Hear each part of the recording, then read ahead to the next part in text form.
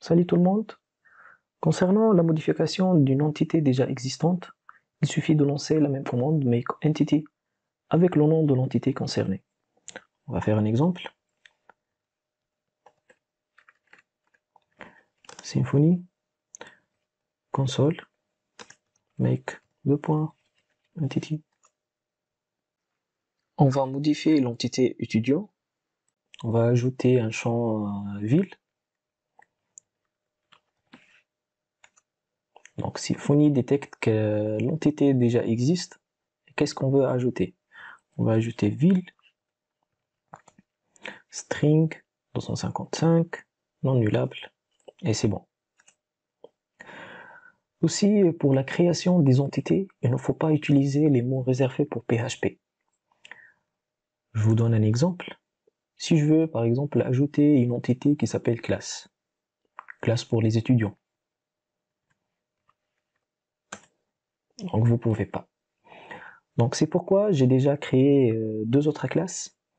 Une classe qui s'appelle classe groupe, c'est les classes, les classes des étudiants, et une autre entité qui s'appelle teacher pour les professeurs.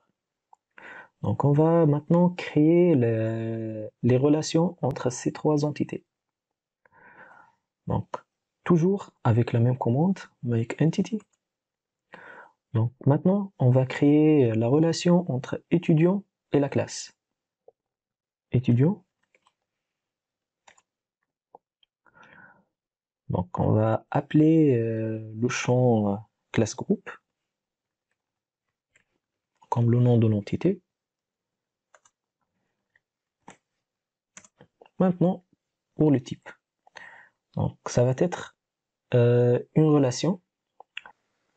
Si vous ne connaissez pas la relation que vous voulez, donc vous pouvez mettre relation directement pour avoir des explications pour many to one to many, many to many. Donc on va faire un exemple. Relation. Pour quelle entité? Ça va être classe groupe. Many to one, un étudiant peut appartenir à une seule classe. Une classe peut avoir un ou plusieurs étudiants. One to many, un étudiant peut appartenir à une ou plusieurs classes.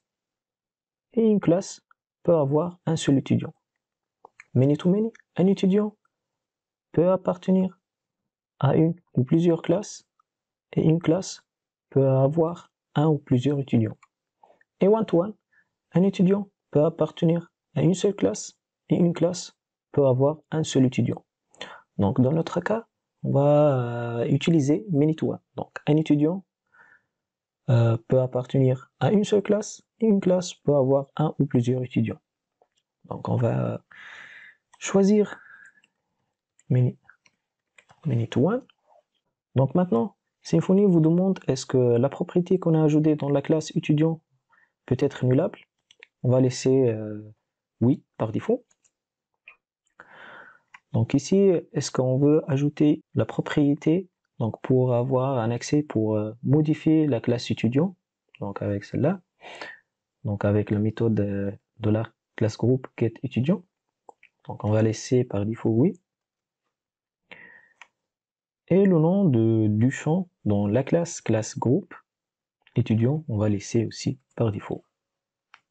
C'est bon, on a créé la relation. Maintenant, on va créer une relation entre les professeurs et la classe groupe.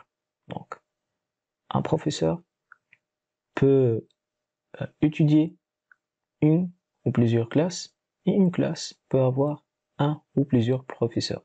Donc, ça va être la relation many to many. On va lancer la même commande. Teacher. Oui. Classe groupe.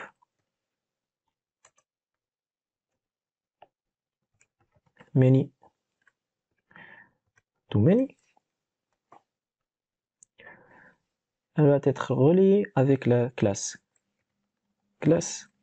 groupe. Donc on va laisser la modification. Oui. Aussi teacher, oui. Et c'est bon. Donc maintenant, on va lancer la migration. La migration va contenir le champ qu'on a ajouté, ville, la relation entre étudiant et classe groupe, et la relation entre teacher et classe groupe aussi. Donc, Symfony, console, make migration. C'est bon. Et on va lancer aussi Symfony, console, doctrine, migrations, migrate. Oui. Et c'est bon.